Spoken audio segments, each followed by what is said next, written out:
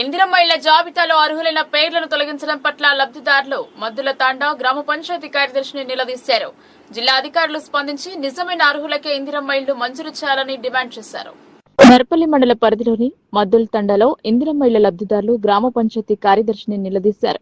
అన్ని అర్హతలు కలిగిన తమ పేరును తొలగించి అనర్హులైన వారి పేర్లు చేర్చడం పట్ల పేద గిరిజనులు ఆగ్రహం కట్టలు తెంచుకుంది. ఇందిరమ్మ కమిటీ సభ్యులు అధికారులు కలిసి 29 మంది లబ్ధిదారుల జాబితాను ప్రకటించారు.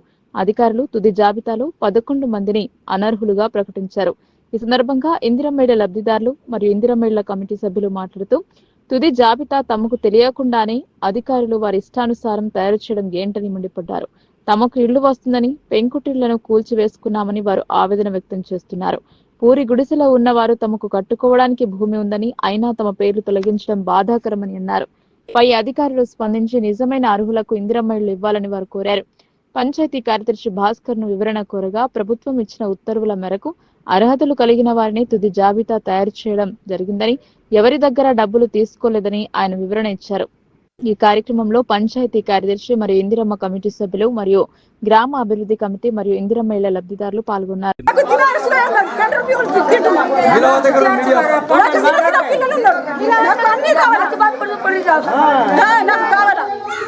నేను వాళ్ళు తీసేసుకుంటా పోయిందానికి మేము ఏం చేయాలని మేము ఉన్నదో లేదో కానీ మేఘావత్ అను అని వచ్చింది సార్, మాదైతే బాణావత్ అను అని చెప్పిన నేను. అయితే ఈ మిస్టేక్ పడ్డది అని అప్పుడే పెన్ తోటి రాసింది. మళ్ళా సార్ నాకు అప్పుడే డౌట్ వచ్చింది. మా తాత రిజిస్ట్రేషన్ అడిగితే మా తాత పేరు ముందు ఉంది, చూపించిన. ఇది కాదు నీ పట్ట భూమి చూపి అని చెప్పిండు, నాకు చూపించిన. మీ పేర్లే లేదా అనేస్తుంది. ఫస్ట్ ఏమో తండ అందరికీ తెలుసు, దర్యాప్తు పేరు ఒక్క ఇల్లు వాళ్ళకి లేదు, గుడిసె వాళ్ళకి ఒక్కటి ఇయ్యలేరు, చేయలేరు. వాళ్ళ ఇష్టం వచ్చిన వాళ్ళు చేసుకున్నారు. ఉన్న పైసలు ప్రతి మనిషి దగ్గర ₹1,00,000 తీసుకుని వాళ్ళు పనిచేసిన వాళ్ళు ఆయన ఇద్దరు పైసలు ఒక్క రూపాయి వాళ్ళ దగ్గర రూపాయలు లేదు కదా, యాడికి ఇస్తారు? లిస్టు తెప్పించుకునేది లింపు ఒక్క ఇల్లు చూపించమని చెప్తారు గుడిసె వాళ్ళకి. మద్దుల తండా దేవిదాస్. ఇది మా తలము. ఈ తలంలో మాకు ఇల్లు కట్టుకోవాలని మేము ఉద్దేశం. ఫస్ట్ కూడా మాకు అన్నారు 2 ఇల్లు కట్టుకోమన్నారు. సార్ కూడా వచ్చి ఆడ కూడా వేసుకోపోయిండు, ఫోటోలు కొట్టుకోపోయిండు. ఇప్పుడు పేరు లేదని అంటారు. పేరు లేకపోతే ఒకటే పేరు రావాలా కదా. దానికి సర్వే ఎందుకు చేసుకోవాలా సార్? కోడలు దానికి రేషన్ కార్డు ఉన్నది, దాని అన్నీ అలాగున్నాయి. ఒక్కటే ఇంకా మీటర్ తీయలేదు, ఇదే నెంబర్ ఉన్నది. నాకు మీటర్ రాసిమంటే కూడా మేము రాయమంటే నేను నా కొడుకులో గేర వచ్చినప్పుడు రాయదా లేదా అని నేను ఈ విషయం నేను రాయంటే ఏం ఈ విషయమో చెప్పాలా సార్?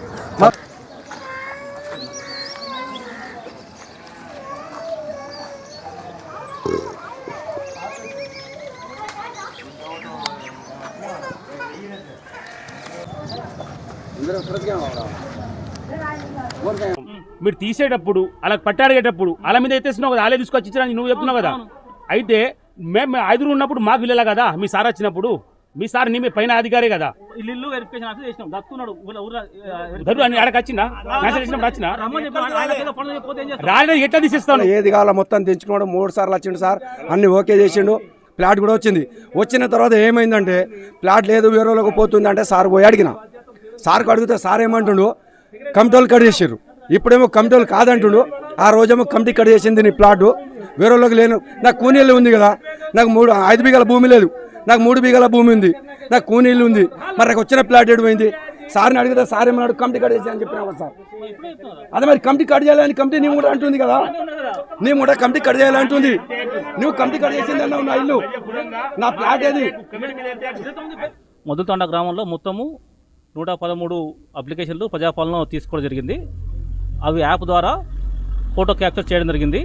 అప్పుడు ఫోటో క్యాప్చర్ చేసినప్పుడు వాళ్ళు పెంకుటిల్లో ఉన్నారా, ఆర్సీసీ సొంత ఇంట్లో ఉన్నారా, ఆర్సీసీ రెంట్ ఇంట్లో ఉన్నారా, ఆ విధంగా 3 భాగాలుగా తీయడం జరిగింది. తర్వాత అంటే దీని విషయంలో L1 అంటే పెంకుటిల్లో వండుకుంటూ స్థలం ఉన్న వారిది L1 లిస్టు, స్థలం లేని వారిది L2 లిస్టు. L3 అంటే ఆర్సీసీ రెంట్ ఉన్నా, ఆర్సీసీ ఓన్ ఉన్నా, ఒకవేళ వాళ్ళకు 4 వీలర్ ఉన్నా, ఇంతకుముందు ఇందిరమ్మ ఇల్లు మంజూరైనా సరే L3 లిస్టు. ఈ విధంగా 3 భాగాలుగా రావడం జరిగింది. తర్వాత ఈ ఇన్ఎలిజిబుల్ అంటే ఆర్సీసీ ఇంతకుముందు ఆర్సీసీ ఓన్ ఉన్నా, ఇంతకుముందు ఇందిరమ్మ ఇల్లు ఉన్నా, 4 వీలర్ ఉన్నా, ఇలాంటి ఎలిజిబుల్ తీసేసి తర్వాత స్థలం లేని వాళ్ళ జాబితా తీసేసి L1 లిస్టు, తర్వాత ఆర్సీసీ రెంట్ ఉన్న వాళ్ళ జాబితా తయారు చేయడం జరిగింది. అందులో 62 మంది అర్హులుగా ఉండడం జరిగింది. అప్పుడు మొత్తం పూర్తిగా 62 మంది మన గ్రామంలో అర్హులుగా తేలింది. అంటే స్థలం ఉండి ఇంటి కట్టుకోవడానికి అర్హులుగా ఉన్నవారు. ఈ జాబితాలో మొత్తము ఈ గవర్నమెంట్ ఈ విధంగా కాకుండా ఇందిరమ్మ కమిటీ ద్వారా సెలెక్షన్ చేయడం జరిగింది. ఇందిరమ్మ కమిటీ వారు అంటే మా 62 లిస్ట్ సంబంధం లేకుండా ఇందిరమ్మ కమిటీ వారు 29 పేర్లు వెరిఫికేషన్ కోసం ఇవ్వడం జరిగింది. ఈ ఇందిరమ్మ కమిటీ పేరుతో 29 జాబితా మాకు ఎంపీడీ ఆఫీస్ నుంచి ఇందిరమ్మ కమిటీ వారు ఇచ్చారని చెప్పి మాకు ఇవ్వడం జరిగింది. ఈ 29 మందిని ఒక్కొక్క క్లస్టర్కు ఒక్కొక్క వెరిఫికేషన్ ఆఫీసర్ను వేయడం జరిగింది, గెస్టెడ్ ఆఫీసర్ను. ఆ గెస్టెడ్ ఆఫీసర్ల ఆధ్వర్యంలో వెరిఫికేషన్ చేయడం జరిగింది. 29 మందిలో 11 మందిని ఇనెలిజిబుల్గా గుర్తించడం జరిగింది.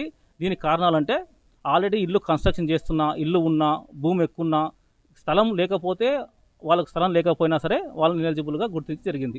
ఆ 29లో 11 ఇనెలిజిబుల్ గుర్తించి 18 మందిని ఓకే చేయడం జరిగింది. 16 మందికి ఇప్పుడు శాంక్షన్లు రావడం జరిగింది.